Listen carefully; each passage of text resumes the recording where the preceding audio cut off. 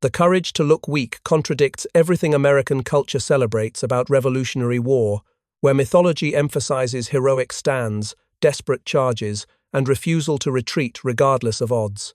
The myth proclaims that revolution was won by bravery by men who stood their ground when prudence counseled retreat, who faced British volleys without flinching, who chose death over dishonor in ways that made cowardice unthinkable for patriots fighting for liberty. Then the script flips when examining 7 critical moments where America was saved by men accused of fear, failure, hesitation, or outright cowardice by contemporaries who valued conventional martial courage over tactical wisdom that sometimes required actions appearing cowardly to observers who did not understand strategic circumstances. Without their weakness, or what contemporaries perceived as weakness, the revolution would have died through defeats that aggressive courage would have guaranteed when circumstances demanded caution rather than heroism. 7 times survival required actions that violated military honor codes, emphasizing standing firm and fighting, regardless of tactical situation, requiring men to accept accusations of cowardice from people who would have praised suicidal stands accomplishing nothing except dramatic deaths. These accused cowards made decisions that seemed shameful at the time, but that retrospective analysis reveals as tactically sound or strategically essential, demonstrating that courage sometimes means accepting dishonor when circumstances make conventional heroism counterproductive to achieving objectives that matter more than personal reputation. The revolution wasn't won exclusively by heroes willing to die gloriously, but was won partly by humans whose survival instincts, tactical judgment, or simple fear led them to act in ways contemporaries condemned, but that actually served revolutionary cause better than heroic stands would have accomplished. Their weakness was often wisdom disguised as cowardice.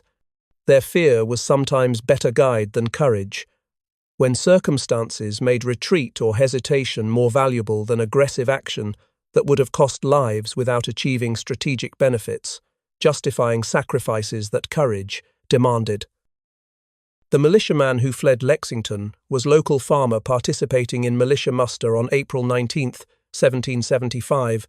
when British regulars marching from Boston arrived at Lexington Green, where colonial militia had assembled to demonstrate their readiness to resist British military operations they believed threatened their communities. He panics at first volley when British troops fired into militia formation, killing 8 colonists in opening shots of Revolutionary War that began not with heroic resistance, but with deadly demonstration of British military superiority over militia who had never faced professional soldiers in combat. Earning scorn from neighbours who believed militia should have stood firm against British, despite obvious mismatch between trained regulars and farmers with minimal military training, his flight seemed like betrayal of community and cause, at a moment when bravery appeared essential for maintaining colonial honour against British aggression. The scorn was immediate and lasting as witnesses to Lexington fight told stories about militia who ran rather than standing to resist British force that killed their neighbours. His panic was understandable, given that militia faced disciplined volley from professional soldiers whose training and firepower made resistance by scattered farmers armed with hunting weapons seem suicidal rather than heroic. The first shots killed militiamen instantly, demonstrating that British were willing to use lethal force against colonists and that militia's symbolic resistance would be met with real violence that most farmers had never experienced or imagined when they gathered on village Green that morning. A local farmer's flight from Lexington was rational response to overwhelming force rather than cowardly abandonment of duty, though contemporaries who valued martial honour could not distinguish between prudent retreat from impossible situation and shameful flight from fear. His running would prove strategically valuable, despite appearing tactically disgraceful to witnesses who believed militia should have died fighting rather than surviving through flight that seemed to validate British contempt for colonial military capability. The runner who saved alarm system carried news of British attack and American casualties across Middlesex County faster than any horseman could have spread word through network of riders coordinating militia response. His cowardly flight became unintentional but effective means of spreading alarm because his panicked running took him through communities that needed immediate warning about British column returning to Boston, a long road where militia Ambushes could inflict casualties on regulars who had killed colonists at Lexington. Spreads alarm across county by personally communicating urgency that written messages could not convey. His visible panic and breathless account of British firing into militia, convincing skeptical farmers that threat was real and immediate, rather than exaggerated rumour that might have been dismissed if delivered more calmly. The result was thousands of militia converging on British route of retreat from Concord, creating gauntlet of fire from hidden positions along road, where British advantages in discipline and training were negated by militia's numerical superiority and defensive positions. Thousands of militia trapped British on retreat to Boston by establishing positions along entire route before British column could pass, creating sustained firefight where British suffered hundreds of casualties, while militia remained mostly concealed behind stone walls and buildings that protected them from British return fire. The militia response would not have been possible without alarm system functioning rapidly enough to assemble forces before British completed their withdrawal, making speed of communication essential to colonial success on April 19th.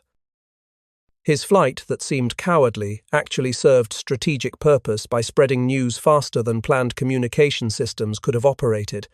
demonstrating that panic sometimes produces useful results when circumstances make rapid information dissemination more valuable than organized military resistance.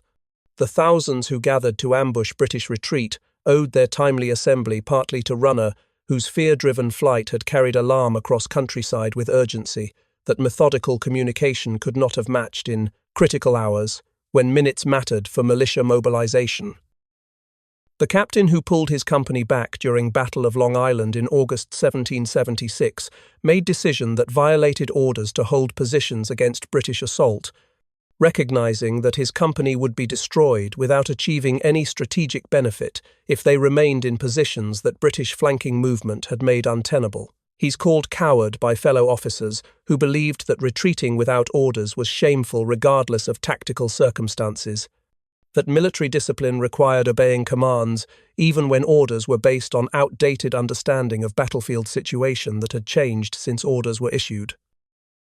An American officer orders retreat instead of holding line when he recognized that British had outmaneuvered American positions and that continued resistance would result in his company's capture or destruction without slowing British advance significantly.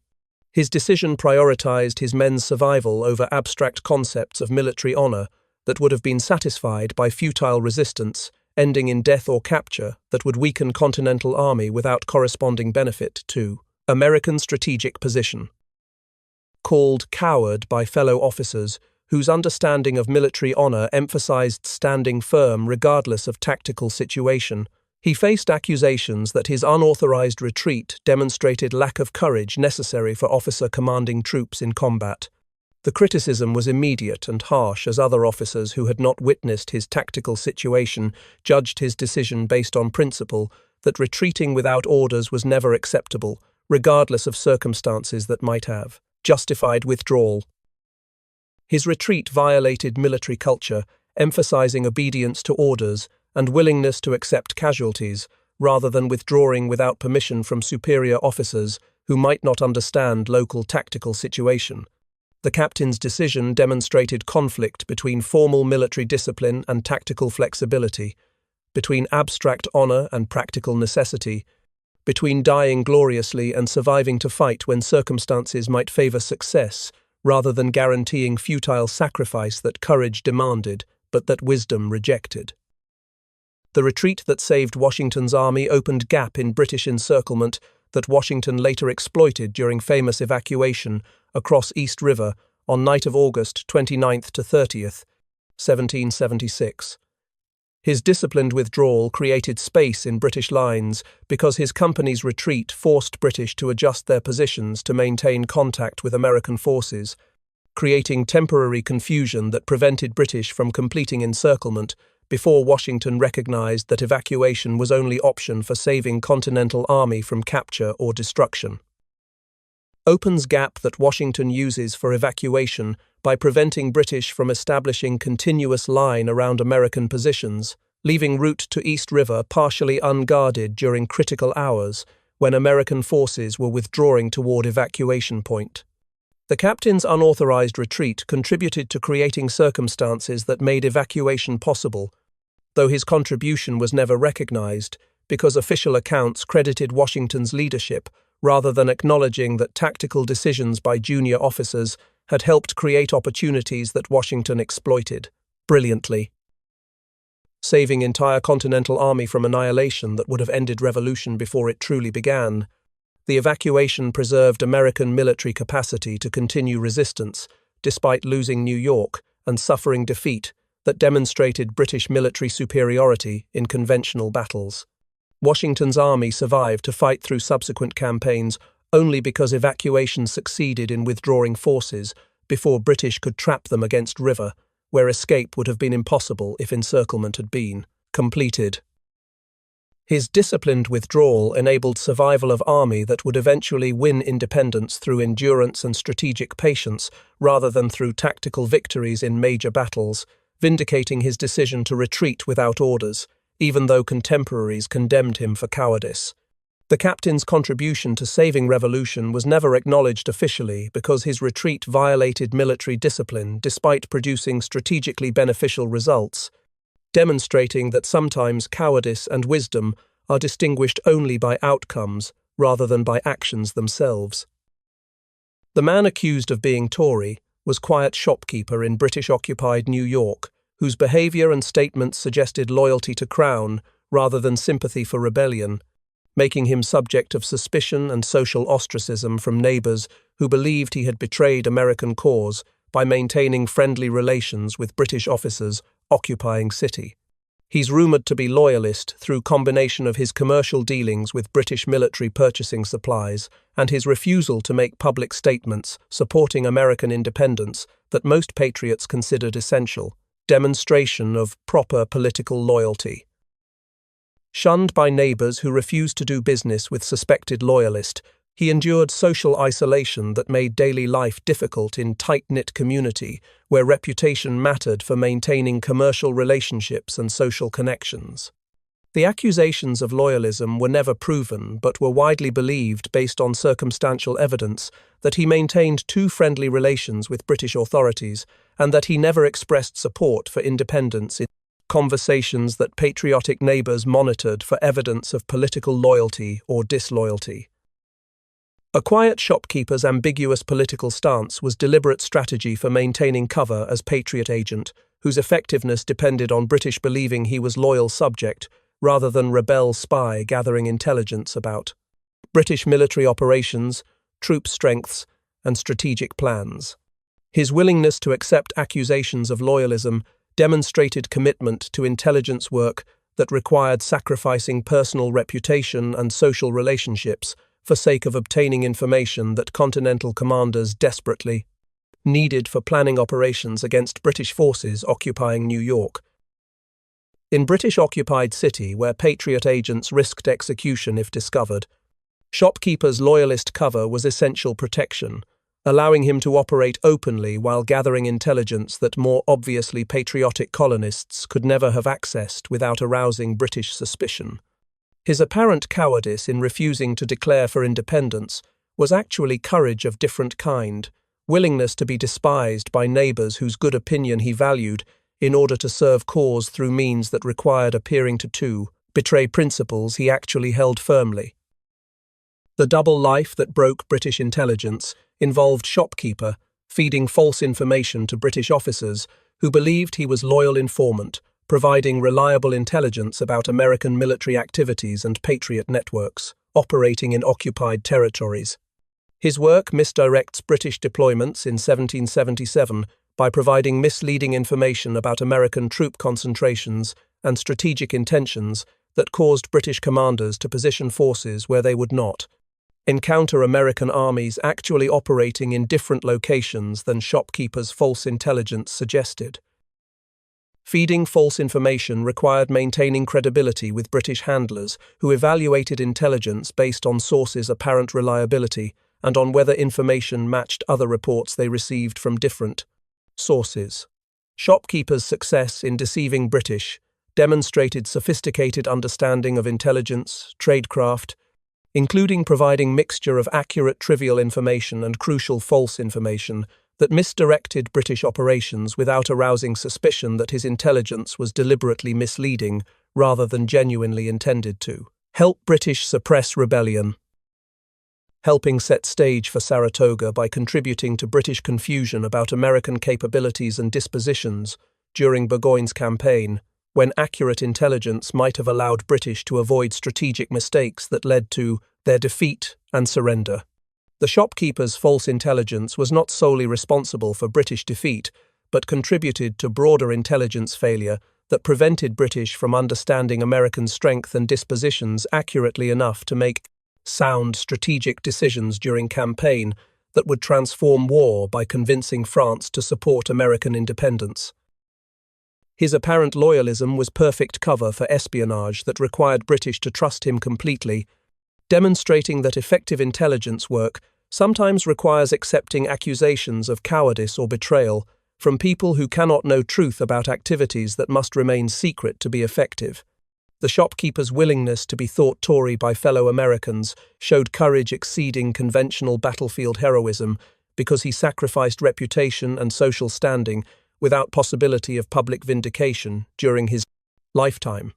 serving cause through means that required permanent damage to personal honor for sake of achieving strategic advantages through deception. The commander branded coward was New England general in 1777, who refused multiple battles despite pressure from Congress and fellow officers who believed aggressive action against British forces was essential for maintaining public support and demonstrating Continental Army's capability to resist British military operations. He's called coward by critics who interpreted his caution as fear rather than as strategic judgment about when and where to accept battle against British forces whose professional superiority made conventional engagements extremely risky for Continental troops. Infuriating Congress and fellow officers through repeated refusals to fight when circumstances did not favor American success, General demonstrated independence of judgment that military hierarchy typically discouraged in officers whose duty was obeying orders rather than questioning strategic wisdom of operations that civilian and military leadership demanded. His reputation suffered severely as accusations of cowardice spread among officers and political leaders who believed that refusing battle demonstrated lack of courage necessary for military command, regardless of tactical justifications. Offered for avoiding engagements he believed Continental forces would lose. A New England general's refusal to risk army in battles where British advantages would be decisive contradicted prevailing belief that Continental forces needed to demonstrate willingness to fight in order to maintain political support and popular enthusiasm for independence cause that military defeats threatened to undermine. His strategic patience was interpreted as personal cowardice rather than as professional military judgment about when accepting battle served American interests and when avoiding engagement better preserved Continental Army's capacity to continue resistance.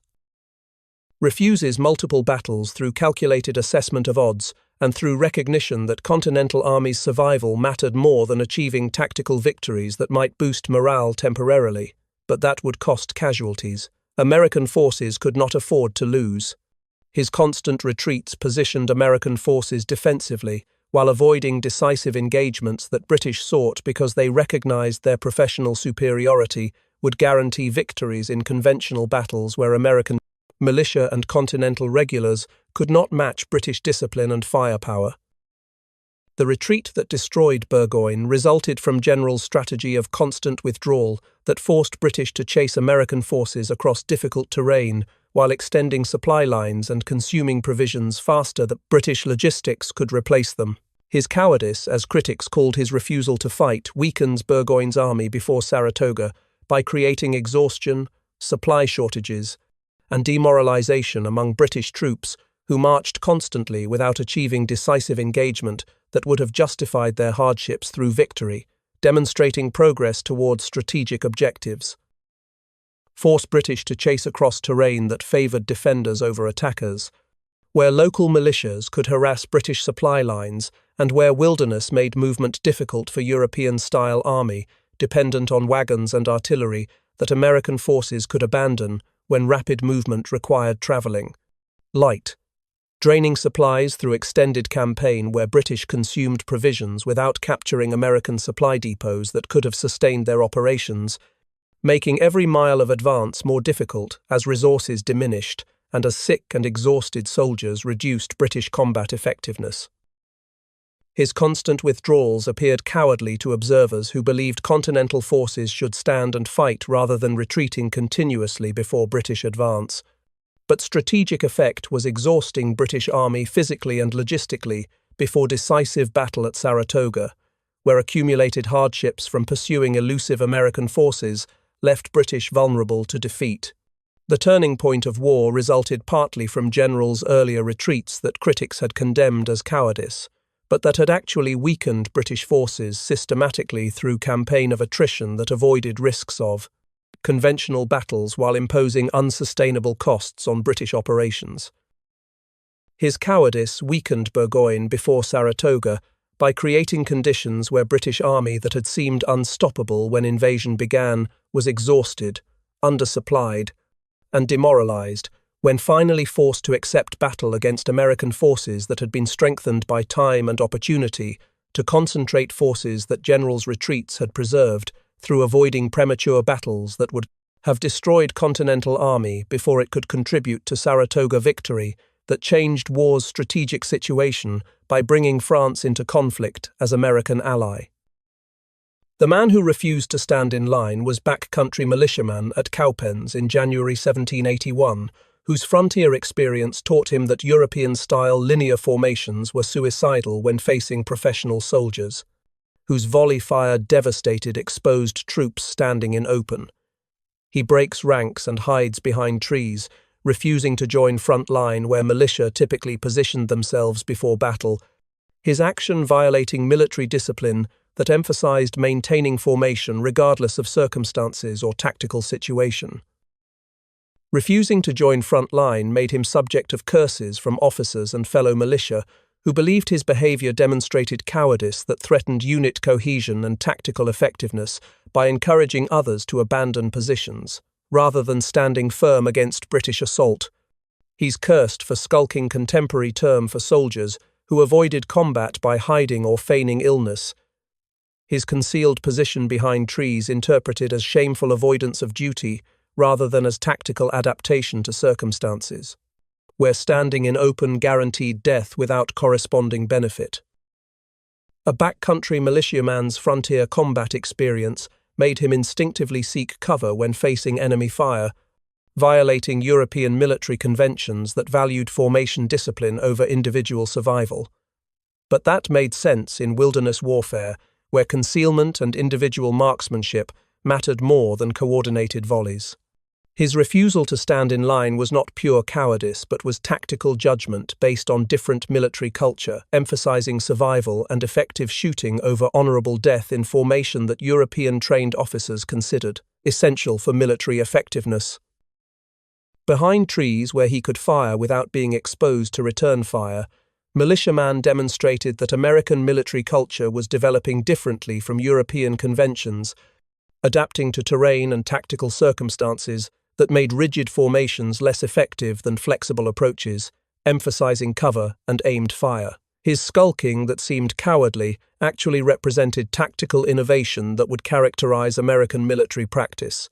combining European discipline with frontier tactics in ways that exploited advantages while minimizing disadvantages that conventional European warfare imposed on soldiers facing professional armies. The shot that broke Tarleton came from tree line where militiaman had positioned himself despite officers' orders to join formation, his concealed position allowing him to aim carefully at British cavalry officer, whose leadership was coordinating charge that threatened American defensive positions. From tree line, his rifle kills key British officer mid-charge through accurate long-range shooting that smoothbore muskets in British formation could not match, demonstrating advantage of American rifle marksmanship when deployed from concealed positions against exposed targets. Kills key British officer, whose death disrupted cavalry charge at critical moment when coordination mattered for maintaining momentum that would have overwhelmed American defensive line if sustained. That one bullet helps collapse Tarleton's feared cavalry wing by eliminating leadership that was directing complicated maneuver under fire, causing confusion that allowed American forces to deliver devastating volleys into disorganized British cavalry, whose shock value depended on coordinated charge that officers' death had disrupted fatally. Enabling Morgan's impossible victory at Cowpens, where American forces destroyed elite British mobile force through combination of tactical innovation and effective execution that required discipline from Continental regulars, courage from militia who stood longer than expected, and marksmanship from riflemen like skulking militiaman, whose concealed position had allowed him to shoot accurately at target that would have been impossible to hit from exposed position in formation. His cowardice contributed to tactical success by demonstrating that survival and effectiveness mattered more than honorable death in formation. His shot from concealment vindicated his refusal to stand in line by proving that his tactical judgment about how to fight effectively was superior to conventional military wisdom, emphasizing formation discipline over individual initiative. The militiaman's skulking that officers had cursed actually demonstrated emerging American tactical doctrine that combined European discipline with frontier methods in ways that exploited American advantages in marksmanship and terrain knowledge, while avoiding disadvantages that conventional linear tactics imposed when facing professional European armies, whose training emphasized coordinated volleys over individual aimed fire. The privateer who jumped overboard was sailor serving on American ship during nighttime naval battle, when British forces set his vessel ablaze through accurate cannon fire that made ship's destruction inevitable. During nighttime battle, he leaps from burning privateer and swims for shore rather than remaining aboard to fight fires that could not be controlled or to die heroically, with ship, as naval tradition suggested brave sailors should do when their vessels were destroyed in combat. Survivors call him coward for abandoning ship while it still floated. His decision to save himself, rather than dying with vessel violating naval culture that viewed captains and crews as obligated to remain aboard until ship actually sank, regardless of whether their presence served any useful purpose or merely guaranteed their deaths. The accusation of cowardice was immediate from other sailors who had remained aboard longer before, also abandoning ship, when flames made staying aboard clearly suicidal rather than merely dangerous. Swims for shore through dark water, where drowning was significant risk for sailor whose swimming ability was marginal, like most mariners of era, who rarely learned to swim well despite spending careers at sea. His escape was partly luck and partly determination to survive, despite exhaustion and cold water that killed many sailors who abandoned burning ships during nighttime battles, when darkness made rescue impossible and when swimming to shore required endurance beyond what most men could maintain. A sailor's leap from burning ship was rational decision to save his life, rather than dying pointlessly aboard vessel that was already lost, demonstrating that survival instinct sometimes led men to make choices that military honor codes condemned, but that actually preserved lives that could serve cause through future service. His survival would prove strategically valuable in ways that heroic death aboard burning privateer could never have achieved. Vindicating his cowardly jump through intelligence, he carried about British operations that his death would have prevented from reaching American commanders. The survivor who exposed British plot reached shore after swimming from burning privateer and fell into hands of local patriots who initially suspected him of desertion or cowardice until he revealed vital intelligence he had overheard. Aboard captured British ship, where he had been held briefly before privateer engagement.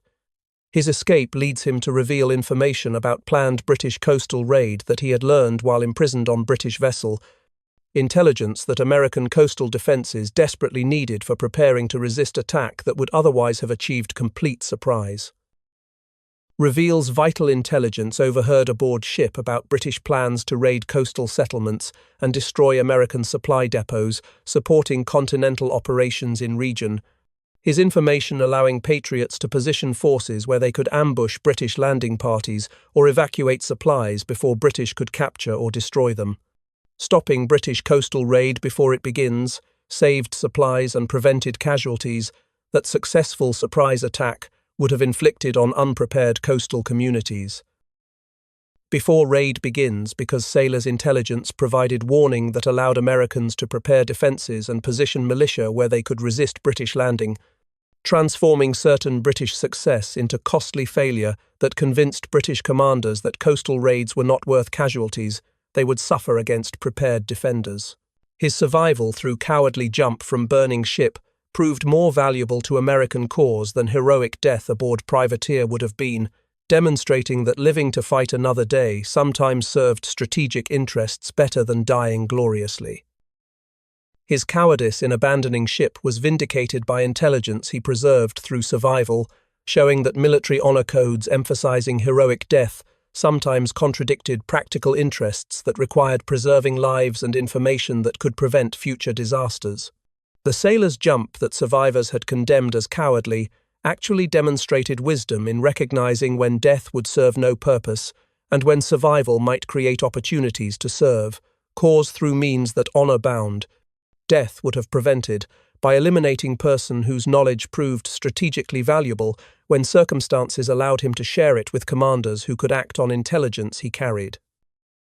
The man who wouldn't pull trigger was soldier at Monmouth in June 1778, who froze in fear during confused fighting, where smoke obscured visibility, and where distinguishing friend from enemy was difficult even for experienced soldiers accustomed to battlefield chaos. At Monmouth, he refuses to fire into smoke because he thinks he might hit American troops whose positions he cannot determine accurately through dense powder smoke created by sustained musket fire from both sides. Thinking he might hit American troops positioned somewhere in smoke ahead of him, soldiers' hesitation reflected legitimate concern about friendly fire that killed soldiers throughout war, when visibility was poor and when units became intermixed during close-range combat. His refusal to fire was interpreted as cowardice by nearby soldiers who believed that shooting toward enemy was soldiers' duty, regardless of uncertainty about whether targets were British or American. That hesitation demonstrated lack of courage necessary for combat, where quick decisions mattered more than careful deliberation about potential consequences. Freezes in fear that was partly concern about friendly fire and partly paralysis from sensory overload common among soldiers experiencing intense combat for first time, his inability to shoot making him subject of scorn from veterans who had learned to function despite fear and confusion that made battlefield experience overwhelming to inexperienced troops. His hesitation seemed to confirm that he lacked courage necessary for soldier in army, where shooting at enemy was fundamental duty, that cowards shirked through, claiming concern about friendly fire that veterans dismissed as excuse for avoiding combat. A soldier's refusal during confused fighting at Monmouth, where American and British forces were intermixed, made his concern about hitting friendly troops reasonable, even if his hesitation appeared cowardly to soldiers who believed that firepower mattered more than accuracy when facing enemy in close-range combat.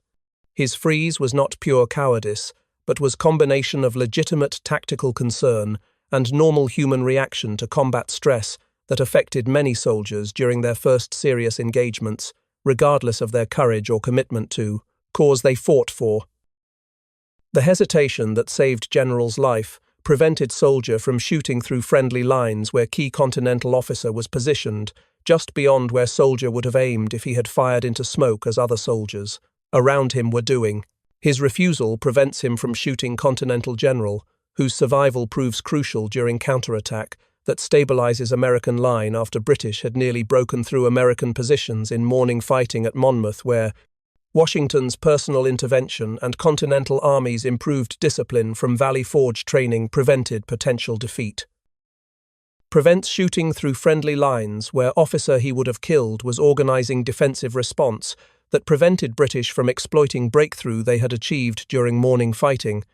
His hesitation accidentally preserving life of commander, whose tactical leadership was essential for rallying American forces and coordinating counterattack. Sparing key officer whose survival was crucial happened by chance rather than through soldiers' conscious decision to protect specific individual, but effect was same as if he had known that firing would kill American commander rather than British soldier. during counterattack that stabilizes line by preventing British from completing breakthrough that might have routed American forces and transformed Monmouth from tactical draw into significant defeat. General survival enabled coordination that Washington's overall command could not have provided from his position farther from immediate combat.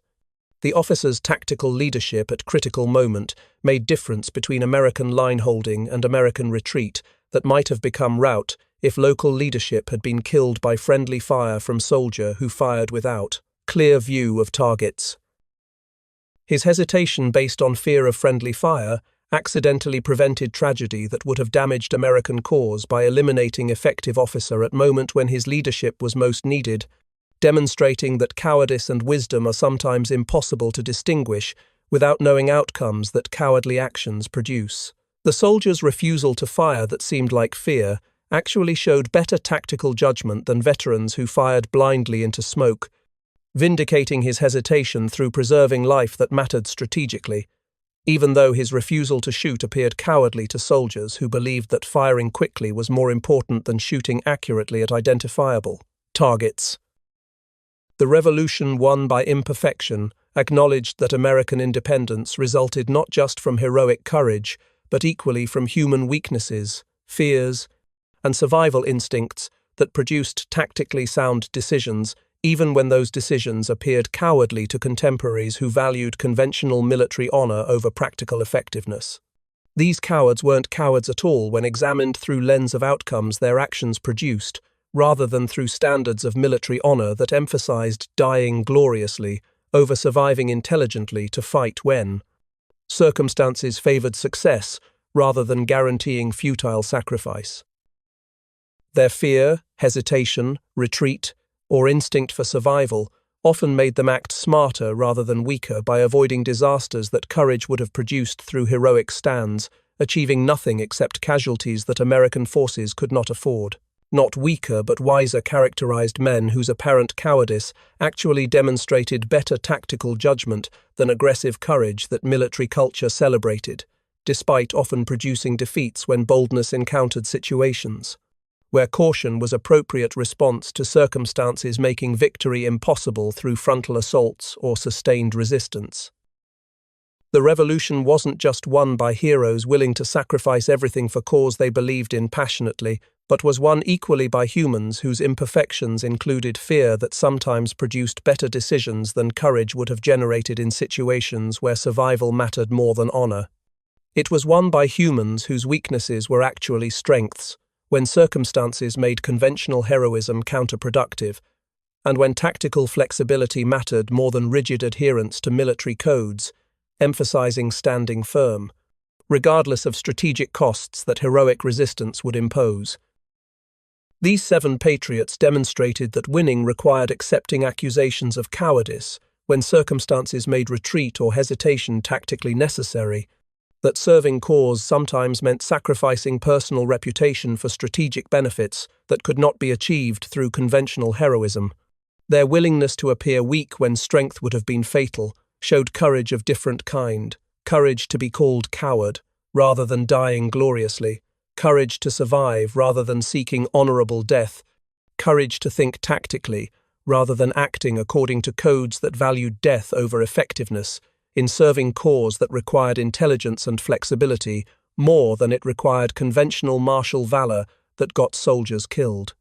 without achieving strategic benefits, justifying their sacrifices. Thanks so much for watching. If you enjoyed this story, hit that like button, subscribe, and drop a positive comment below. It really helps the channel grow and keeps these stories coming.